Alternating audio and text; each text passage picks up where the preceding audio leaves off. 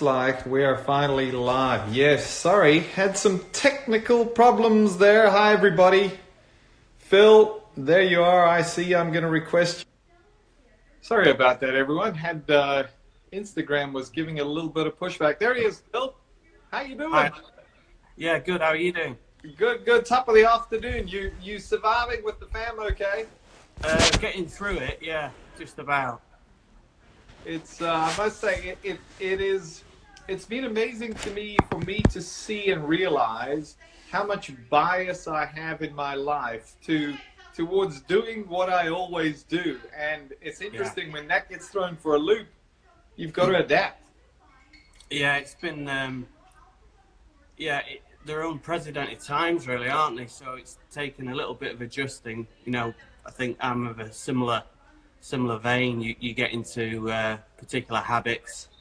But I must admit, actually, the first week was quite refreshing, just to sort of be at home, have no agenda, not have to Yeah. focus on something to get ready for the following day, and just to spend some time with the family. So, and then this week I've tried to sort of get back into work mode a little bit and try and be productive, for tomorrow. Yeah, it is. It is amazing to me how much I said to someone the other day, I always wished for a Monday to be like a Saturday, um, as far as normal Saturdays for normal people go, like nice and relaxing and chilled out and not working. And then I got a Monday like a Saturday and I didn't want it. Yeah, yeah. So, But go ahead. hopefully it's not going to last forever. I am with you on that one, Phil. I'm ready to get back to work, to get back to normal, whatever that might be. But I must say, I am looking forward to that. Yeah, me too. Me too. I think definitely puts a lot of things in perspective, though, doesn't it? What's happening at the moment. So, worrying about the odd missed putt or the odd poor golf shot. Yeah, Yeah, I what does think it really matter?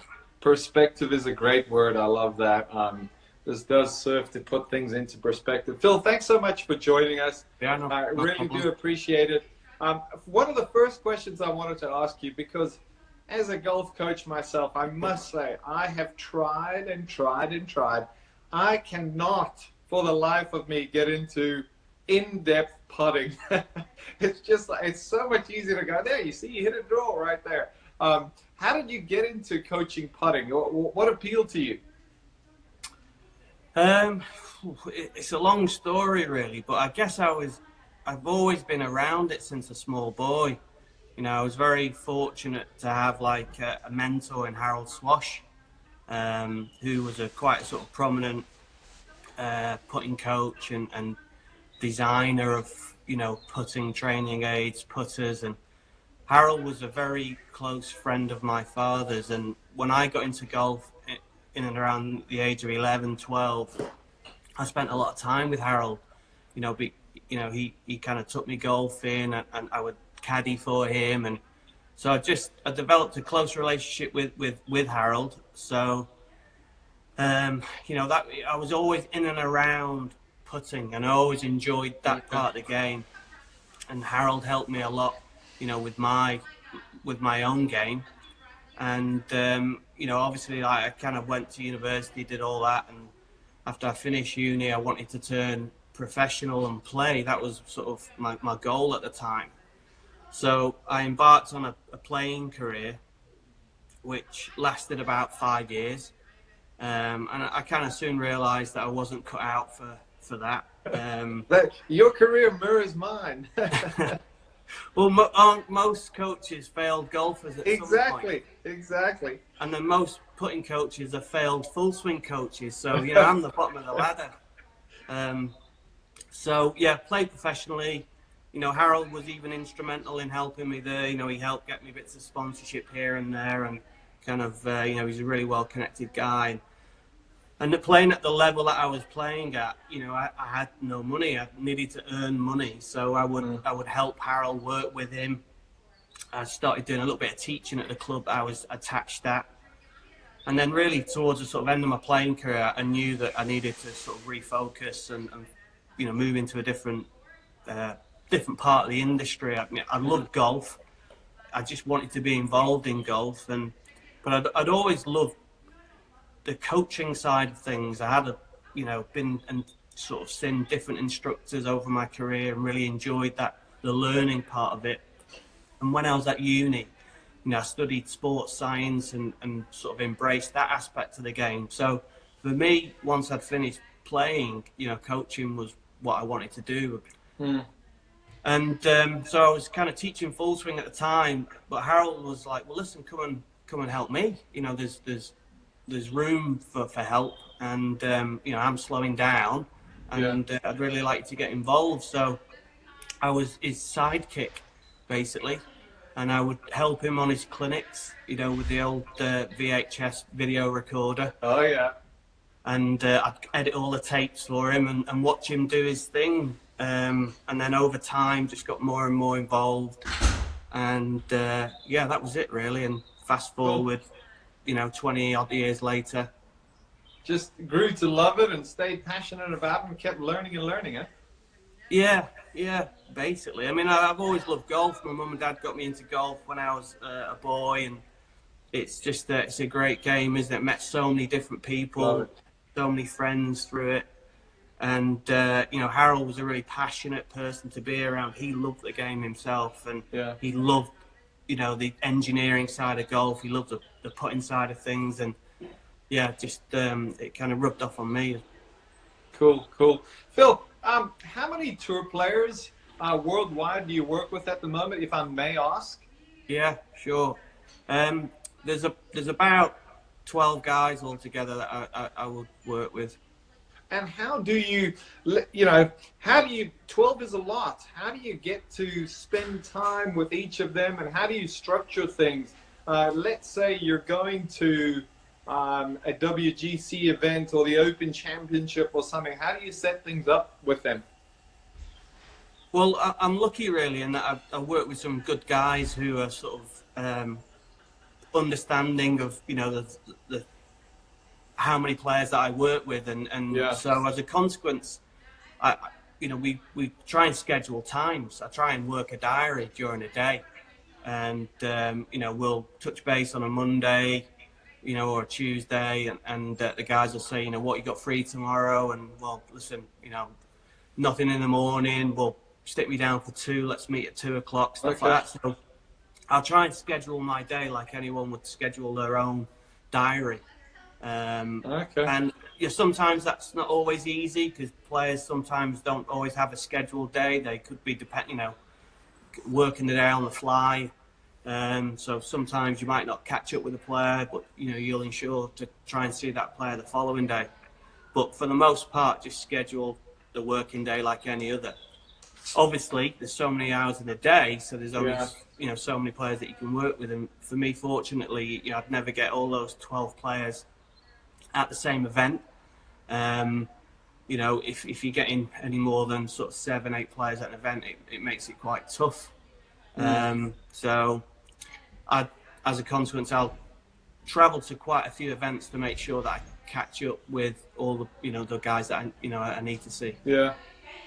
And Phil, by all accounts, I've heard legend of you getting out to, in perhaps even major championships, getting out there before the sun comes up and starting to set up your programs for the day. And that really, can you tell us a little bit about that? I loved hearing that. It's just jet lag. No, I mean, no, it's like any aspect of anyone's work. There's preparation that's required, I guess, and tournament weeks, they can be early starts. If someone is going to be starting their working day at 7:30, then you need to be there before then. And I guess like I'm quite structured at times of how I work and how I'd like my players to work. So there'll be certain drills or certain things that I would need to get down there and set up before they get there. So yeah, there could be times where I could be setting up in the dark. It could be 6 a.m. or whatever, but I actually enjoy it. The buzz of being at a tournament and working with the caliber of players that I work with. Then it's it's not a hardship by any means. It'd be a lot harder to get up at 5:30 and go and sort of dig a hole for a living, wouldn't it? Yeah. Yeah, I would imagine. I would imagine those days go quickly when you're so busy.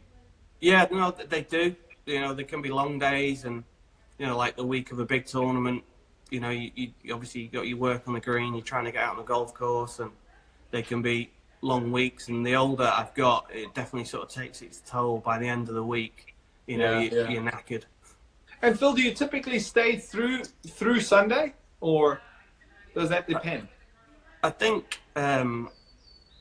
yeah. I mean, I've spent the last couple of years. I've spent more and more traveling to the US. So as a consequence, because it's a long haul trip, you know, you're there most of the week, and then the majors, you'll certainly be there all of the week. Um, in Europe, because you could get in and out a little bit easier, Yeah. then you know, I'd mix it up. Some events I would be there just for the practice days, and then other events, you know, could be there till the Friday. So it really does depend on the players that you have at the event, um, the stature of the event, what's required. It can vary from week to week, but generally I'll be there on average, I would say, certainly to the Friday. Okay. And Phil, do you currently only teach? I see one of the questions. Do you currently only teach top tier tour level golfers, or do you No. teach everyone? Eh? I teach everyone. Yeah, I mean, I guess you've only got so much time in the day, don't you? As a golf coach, there's only so many people that you can teach, and you know, I don't know. It's just panned out. My career has never panned out in the way that I thought it would. Yeah. And as a consequence, I've ended up sort of traveling to a lot of tournaments and working with this level of player, which has really afforded me less time to spend at the studio teaching the regular golfer.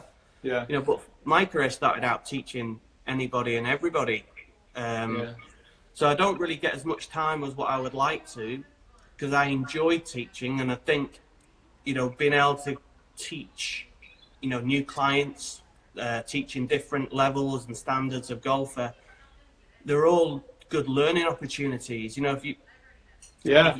not saying working with one player over a period of time is boring, you know, it represents different challenges, but to encompass a new golfer at a different level with a particular set of problems, and you've got to try and solve it, it's good to sharpen the brain and, you know, your coaching guy. So I do enjoy, you know, teaching all standards of golfers. I just don't get the time that I would like to be able to do that. So it's a little bit limited, ultimately, because I guess I have to prioritize certain parts of my business.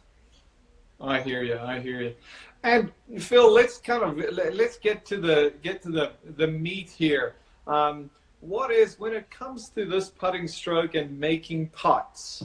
Could you give me a rundown of, you know, maybe the top 3 or 4 or 5 elements that you deem to be massively important when it comes to performing on the greens? Yeah. Well, for me, I think you've got to look at putting as a kind of as skill sets. You know, what sort of skill sets does a golfer possess? And those skill sets are based around your ability to start the ball on line, your ability to control speed, and your ability to read a green. And then with each of those skill sets, there are various techniques that you can apply. You know, for me, it's not a case of, well, there's one particular method in terms of how you should set up, how you should stroke it, how you should grip it. You know, as long as you, regardless of your technique or your preferences, as long as you can develop that ability to start the ball on line, then that's sufficient. But they're the 3 main skill sets. Now, if you take that a little bit further,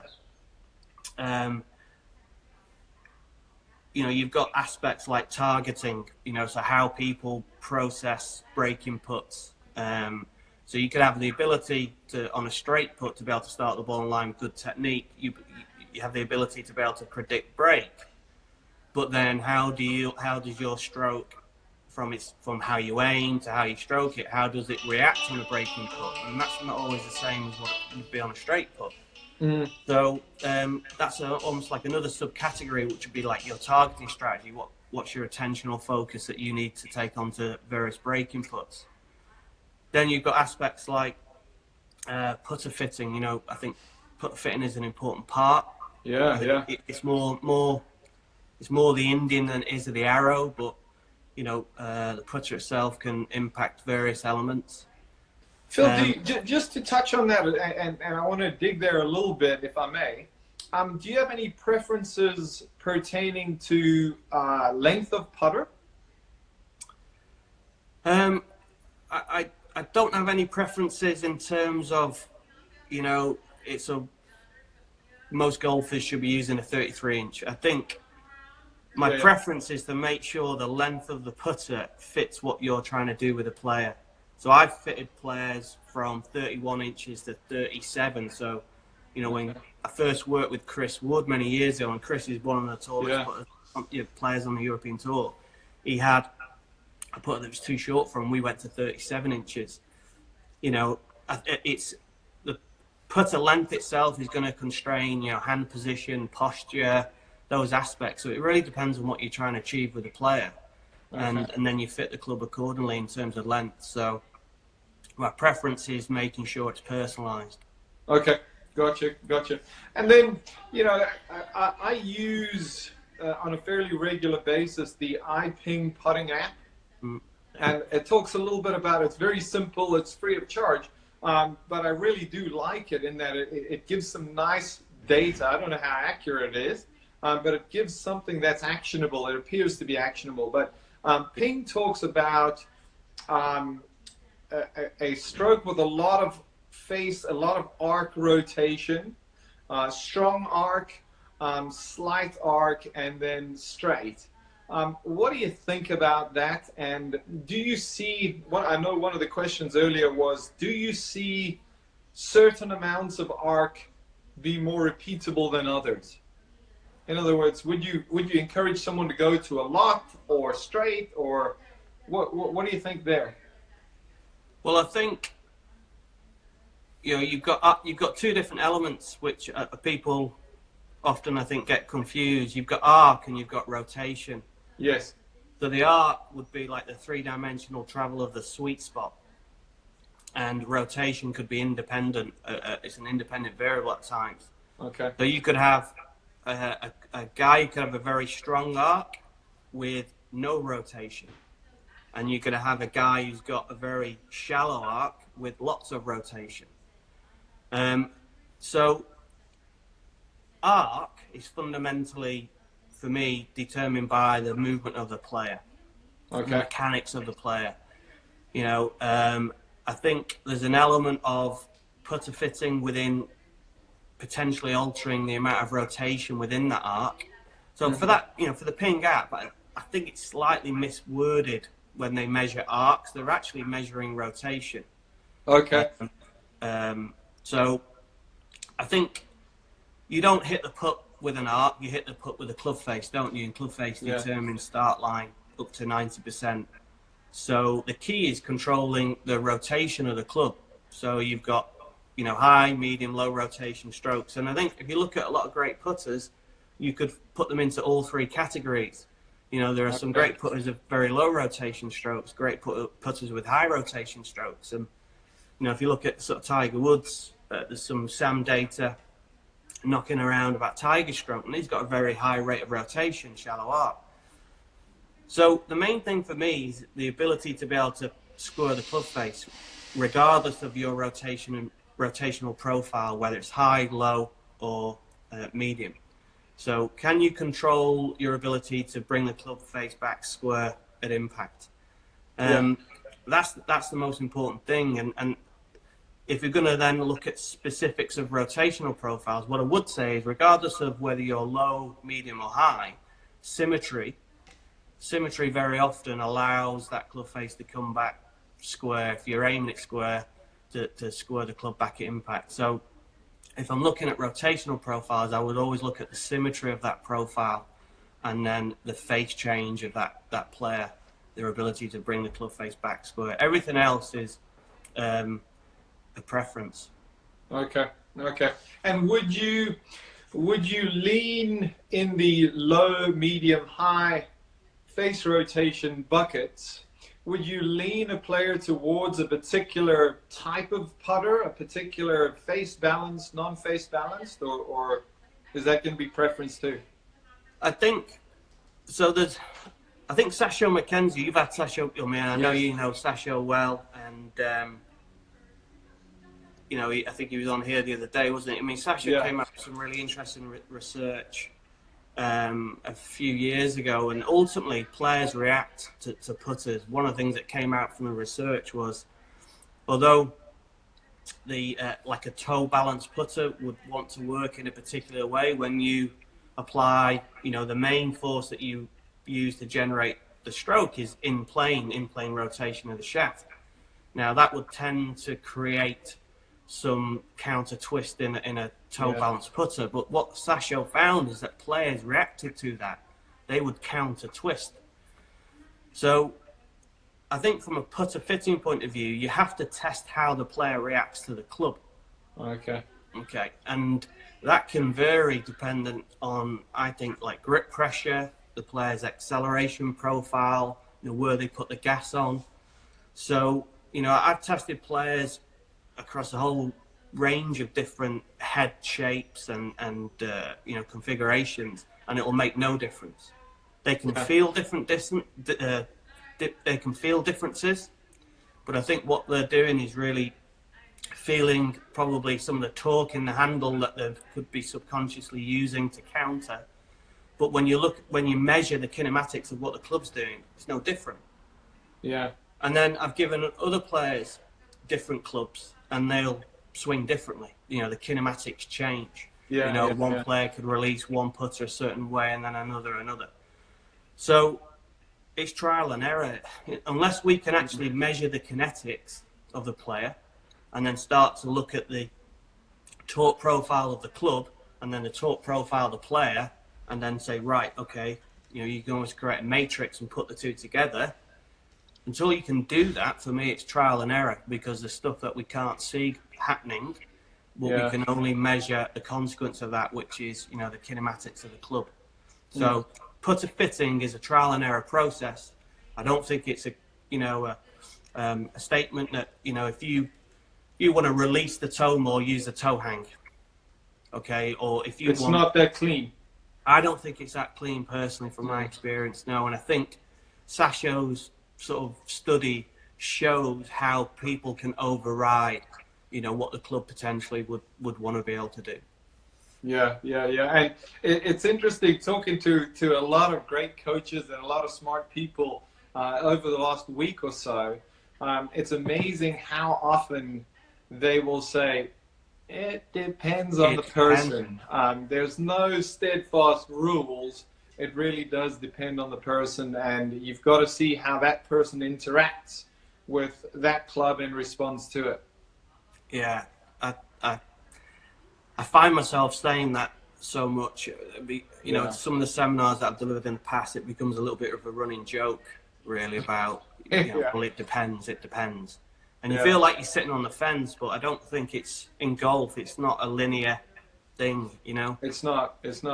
Human beings are not neat and tidy. Well, my missus isn't, I know that, so I'd agree with that. The more important question is, what does she say about you? Only good things. Yes, she's obviously not around at the moment. Phil, you did say start line, touch control, break prediction, your three biggies. What can you share with us? I know this is stuff I'm really eager to hear from you on, and just for everybody's notice, I contact you at around the same time every year to ask you the same question: are you going to come to coach camp? And every year it's like, sorry, that's my vacation time with family. I'm not going to mess with that. And so I totally get that. But one of my motivations in having you come to coach camp, and certainly talking to you today, is to try to see if I can steal some stuff from you ultimately. You're the guru when it comes to putting. What have you got as it pertains to speed control? How can people work on their green reading? And what can they certainly do to start the ball where they intend to, which is that face rotation we were talking about? Well, first thing, I don't know if you remember when you turned me down for that lesson many years ago. I did? Yeah. I So that's why I'm not coming to coach camp. I don't remember that. Yeah, so it was a long time ago now, but I was on holiday actually at on Hilton Head. I had a vacation there after the PGA, and I followed you on Twitter at the time, and I was Yeah. like, "You're not that far away," and I'd sent you a DM, and you were in New York, I think, teaching at the time, so I couldn't get over, but I was desperate for a little bit of help on my short game, so I thought, right, Well, I'll have him now. I should have flown back. I should have flown back. No, it's just unfortunate, really. It's just clashed in previous Oh, years because I'd love to be able to attend. It looks a great event, and you do a great job there. thank you, I've had mate. No, friends that I hear you. attend. I know you'd like to be there. I've had friends that have attended. A good friend of mine, actually, Kev Duffy. He's a really good friend. He Yeah. presented, didn't he, a few years ago, and I've had friends attend. So everyone speaks highly about it. Thank you. So yeah, to get back to your question, sort of speed control. Yes. I think there's you can really go into a rabbit hole. There are a lot of different things, isn't there? I mean, I think an often overlooked aspect is technique. How players generate movement. How players are applying speed. You mentioned like rotational patterns earlier. I see a lot of players with poor rotational patterns. Say if someone who's got like too low rotation and there's like negative rotation for impact, often struggle with speed control because there's an element of speed comes through the rotation. You've obviously got angular speed, rotational speed. So, and then how people are creating the angular motion of the club, that in-plane motion. So aspects of technique can have a big impact on speed control, and often players who struggle with the start line can often struggle with speed control as a consequence. Then you've got other simple factors like hitting the putt out the same spot each time. If your strike varies, then smash factor varies, and then how the ball travels is going to vary. And then obviously things like acceleration profiles of players. That has, for me, your acceleration controls how you can deliver speed, and certain profiles I think can be very difficult to be consistent in your intentional speed delivery. And I see some fairly similar patterns at times with good players with good speed control. I mentioned I saw a question that was that popped up on the screen before about I think I'd use the term putting on the gas, and I think someone asked a question about what do you see with great putters. I see a lot of great putters have a lot of acceleration in the first part of the downswing, and then from there the foot is off the gas, and coming into impact there's very little acceleration, or if anything, deceleration. Hold on, just to clarify here, because this is an analogy I use a lot with golfers. You said they put their foot on the gas and then take their foot off the gas, or do they just picture? Because the analogy I use, Phil, is okay. Because so many just everyday golfers, and there's a bunch of them tuned in here. Everyday golfers are doing their best to not decelerate because they've heard that deceleration is really bad.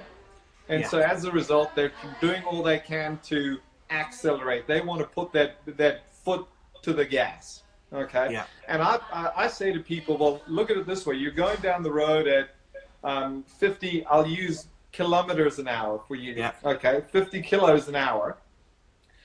If you want to go faster, your foot goes down. If you want to go slower, your foot comes up. But if you just want to maintain 50, you keep your foot there. Yeah. And so would you say, if I kind of really dug deep with you here, that they put their foot to the gas, they accelerate, and then they take their foot off? Does that mean they decelerate, or they just even out?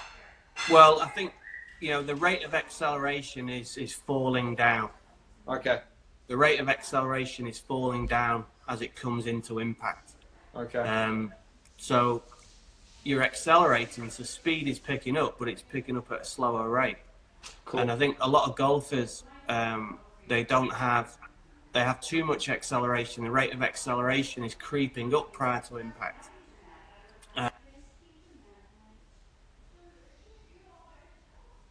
Is in the first part of the downswing. Then you have a plateau, which would be more of a constant rate of acceleration, and then that rate of acceleration would then drop off. So in and around impact, there'd be very little acceleration. Okay. And I would say I've, even some good putters will have deceleration, but the golf ball doesn't know whether you're accelerating or decelerating. It just knows speed.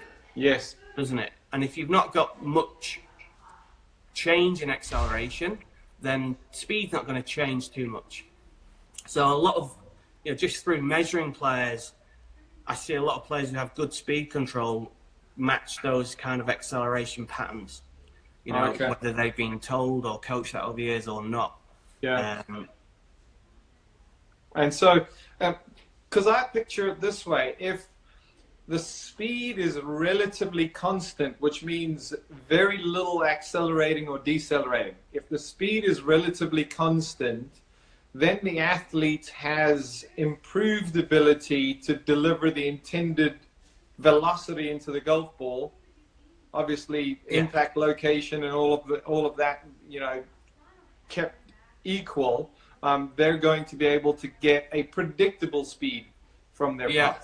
I think so. It's like the curling analogy, where the curling on ice.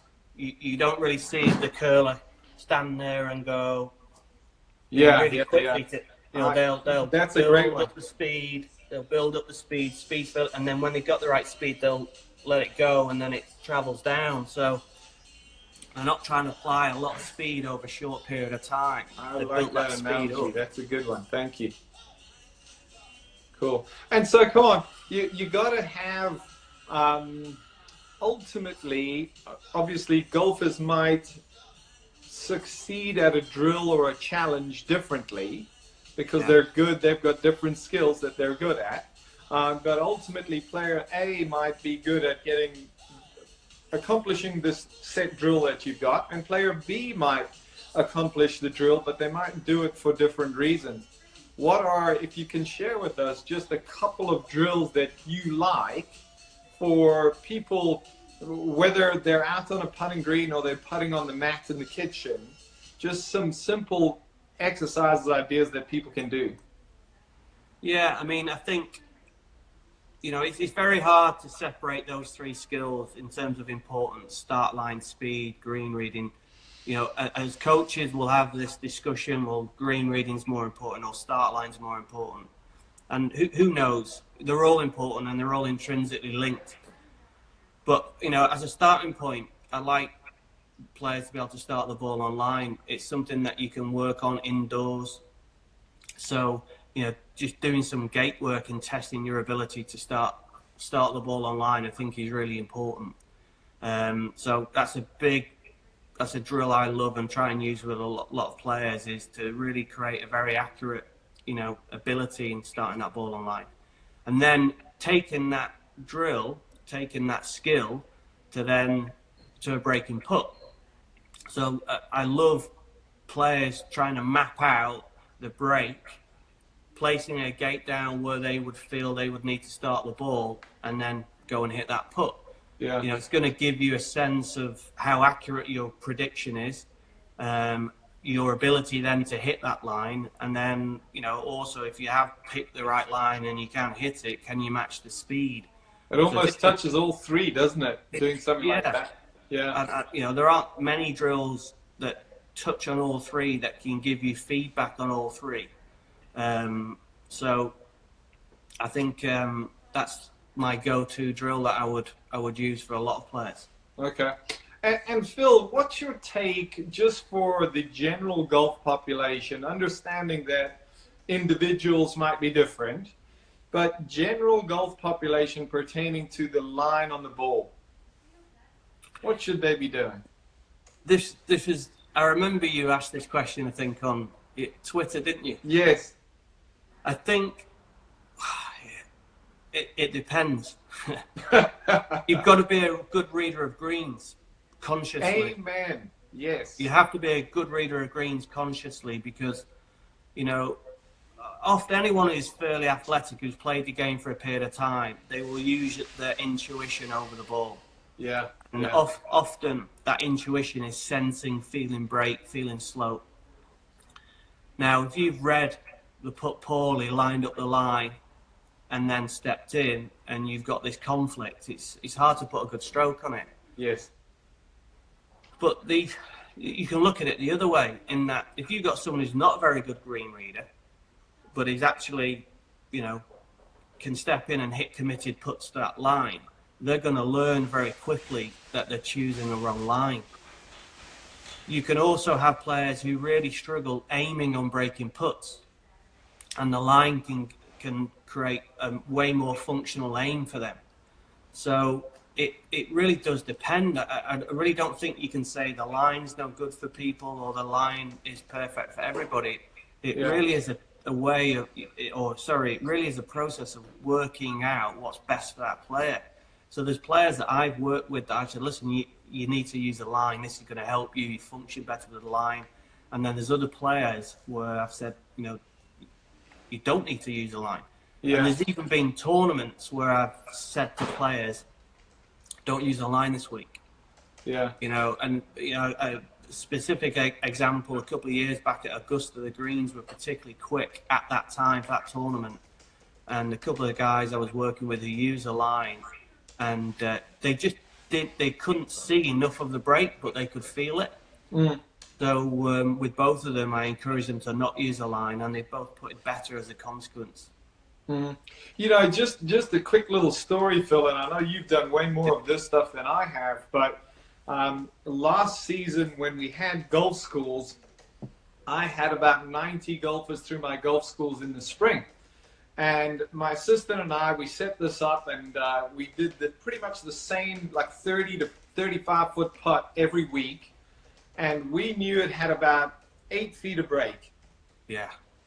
And we said, okay, everybody, we want you to read this putt, take your tee, peg your tee in the ground, pin eye with the hole where you feel like it's going to aim. Well, we had putts ranging from 6 inches of break. Yeah.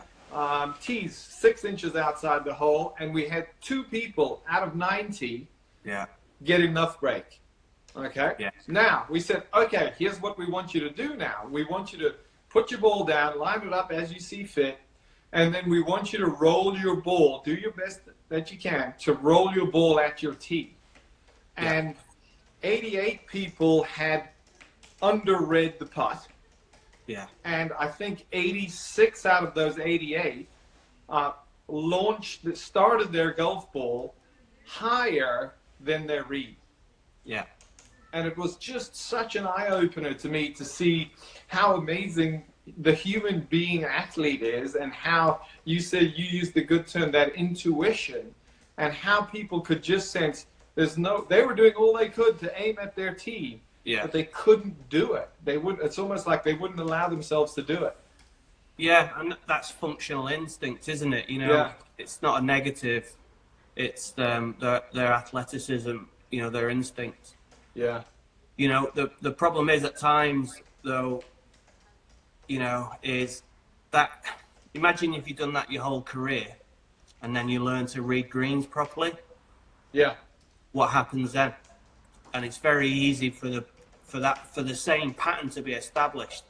So you could, all of a sudden you start to predict the break better, but you still got that pattern of starting the ball higher.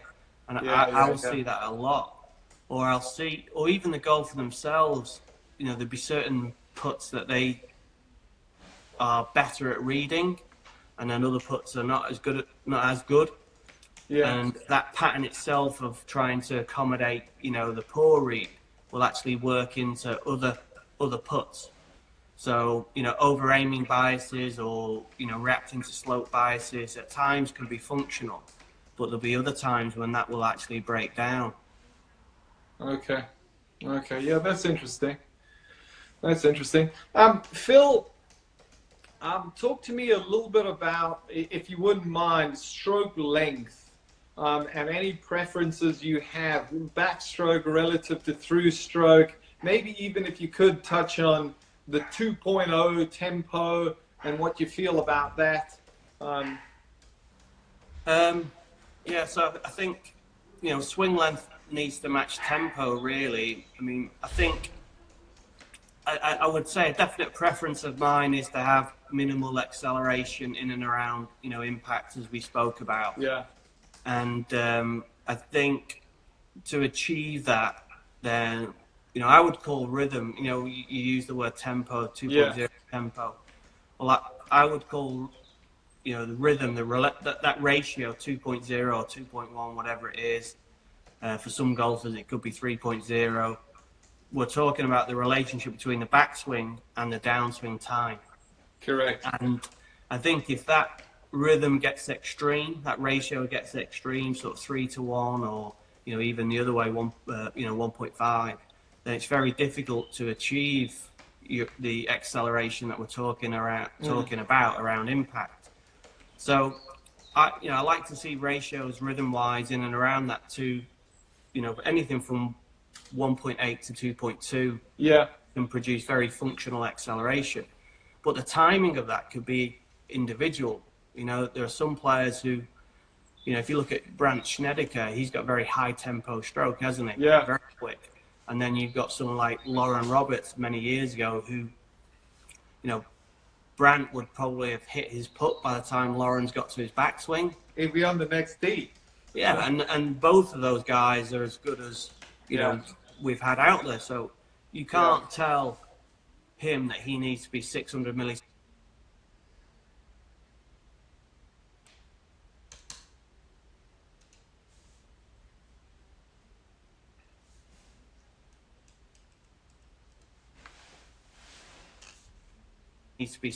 milliseconds back, 300 down. Sure.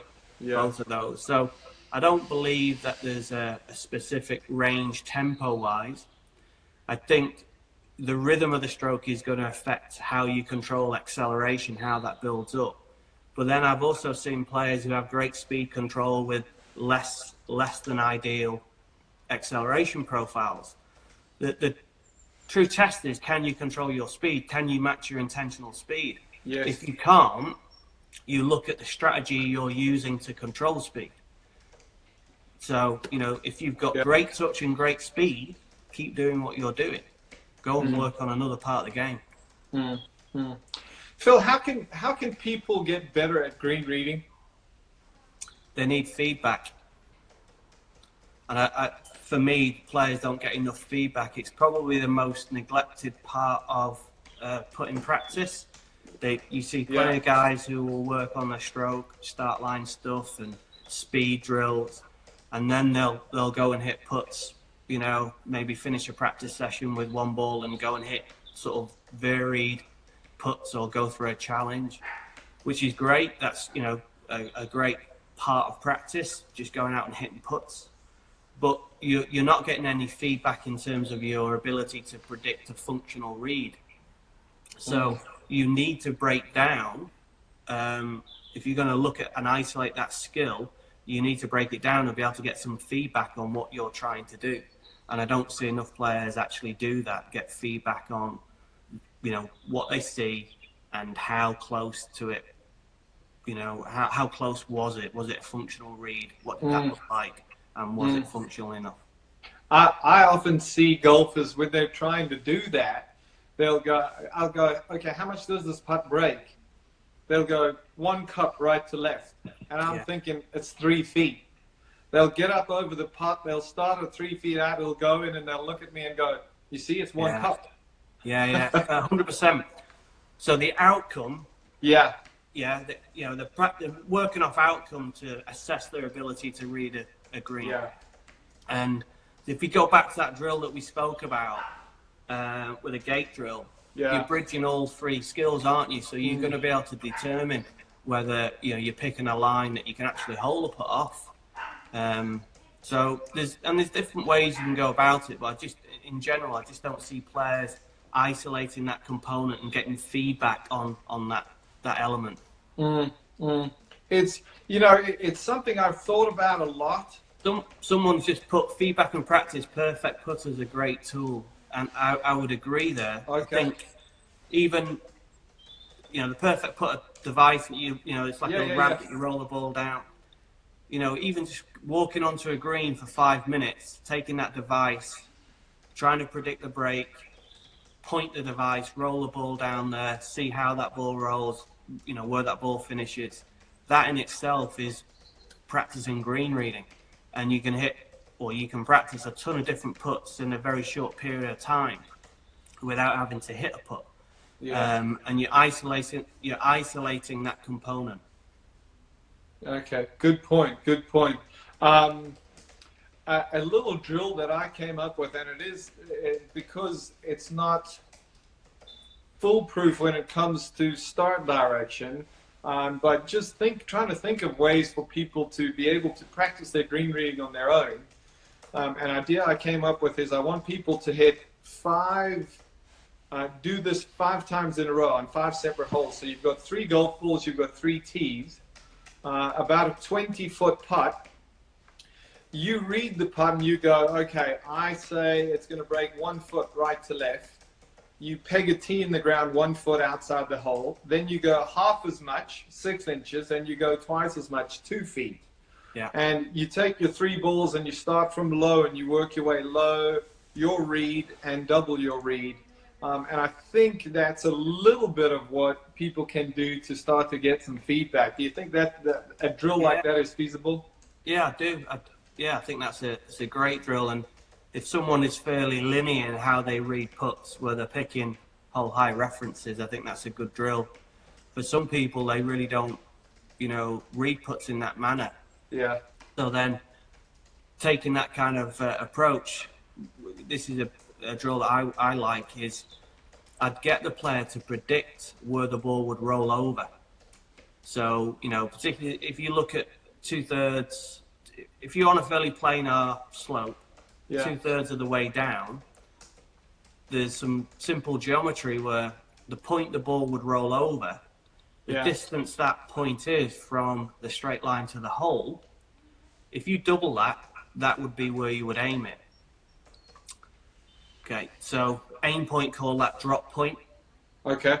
So, and what I found is like a lot of players are actually really good at building a picture of the curve. They don't always see the total amount of break, but they'll have a good sense of where the ball should roll over. Whether that could be, they might view it as the apex, they might see it, past 2/3 going into the hole. But very often they'll be good at sort of building that shape.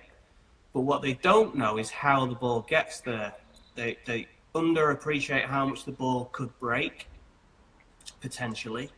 But then if you start to teach them that little bit of maths and how on a fairly planar slope you double that distance, it can give them a rudimentary feel for that whole high aim point.